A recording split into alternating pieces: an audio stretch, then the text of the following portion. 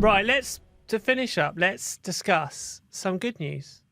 Let's discuss a couple of good news stories. And we're going to start off by talking about Bonza.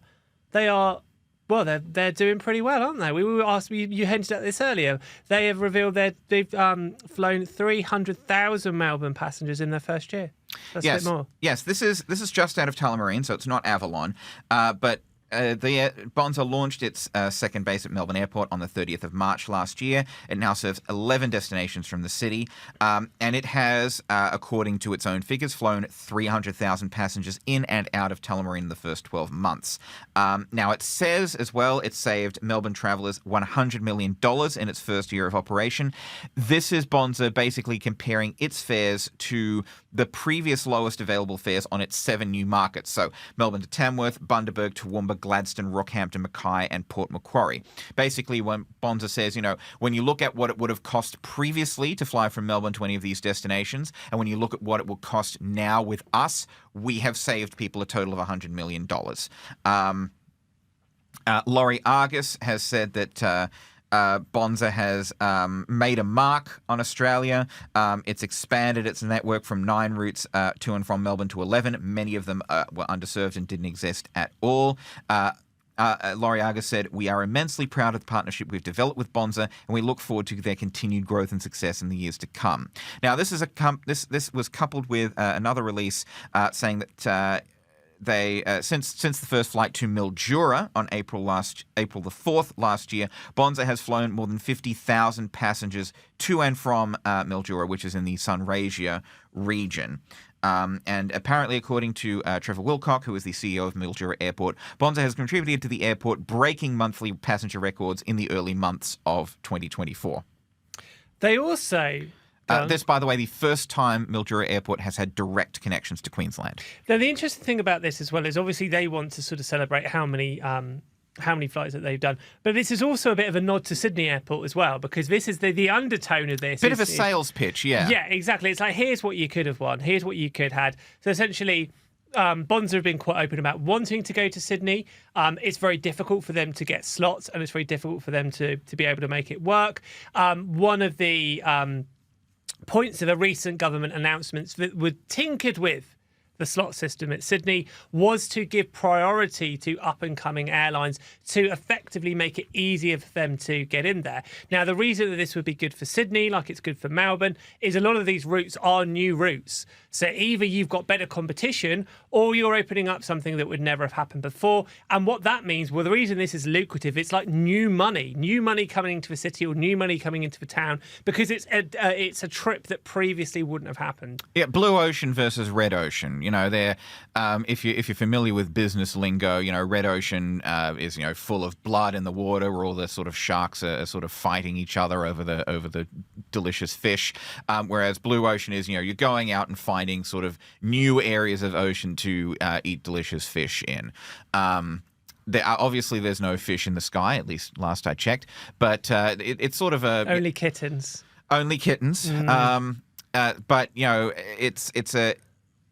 it's an argument again in favor of Bonza's business model, that they are finding all of these new markets and all of these new passengers that other airlines previously were kind of leaving money on the table, essentially. And we've made the argument before as well that you don't know that.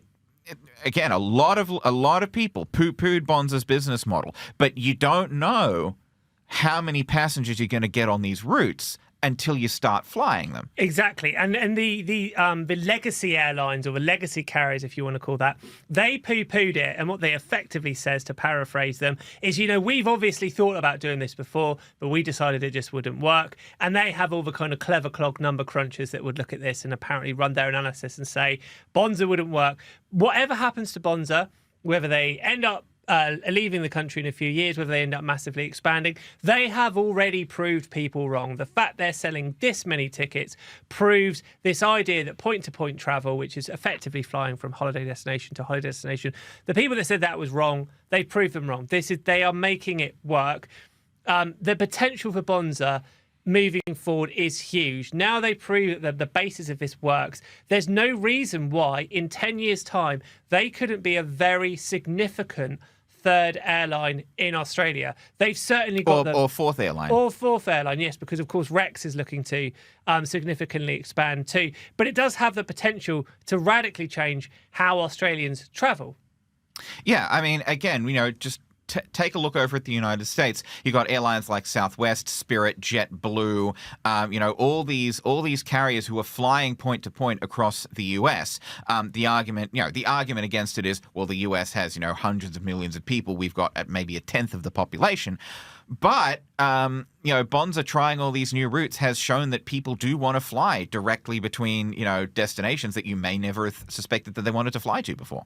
Yes, they've done very well. And airports around Australia have been, according to Bonza, have basically been champing at the bit to get Bonza services, because it opens up the airport and brings in new passengers and new destinations. Yeah, this is it. It's like a cycle, because obviously you bring more money into the town, but then you also significantly boost that airport. That airport gets more money. Then suddenly they might think, hey, maybe we expand the airport. Maybe we can get other airlines involved. It all kind of builds up and builds up and builds up. One of the biggest issues Australia has got is you've got these monopoly airports effectively in the States, and then you've got a selective second tier of airports like your Gold Coast, like your Newcastles. What Bonza has the opportunity to do is radically transform that kind of third tier and grow a whole new generation of airports. And Bonza is sort of, if Sunshine Coast Airport is anything to be indicated, is any indication,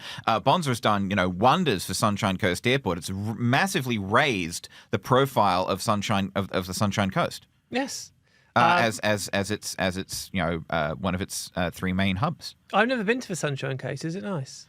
Well, I've heard it's nicer than the Gold Coast. That's horrible. Like, I knew you were going to go there. Why did you leave the door open? So have you been to? You've not been to Sunshine Coast. I've not been to the Sunshine Coast. But you have been to the Gold Coast. I have been to the Gold Coast. Well, I've heard both.